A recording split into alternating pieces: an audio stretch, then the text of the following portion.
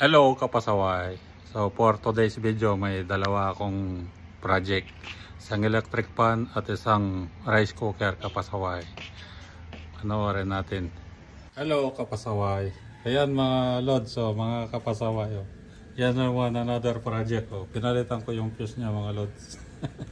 Ito yung putol niya mga lods. Ayan, sira na yung fuse. Pag hindi umaandar yung rice cooker nyo, ayan, sira lang yung fuse niya. Yan lang mga lods. Yan lang mga lods. Tignan natin kung convincing mga lods. Yung ginawa natin mga lods. Uy, umilaw. Oh, natanggal. Oh, umilaw mga lods. Oh, lagay natin yung kanin mga lods. Subukan natin. Uy, gumana.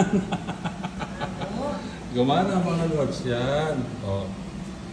Okay na mga lods, pag namatay yan, automatic na yan.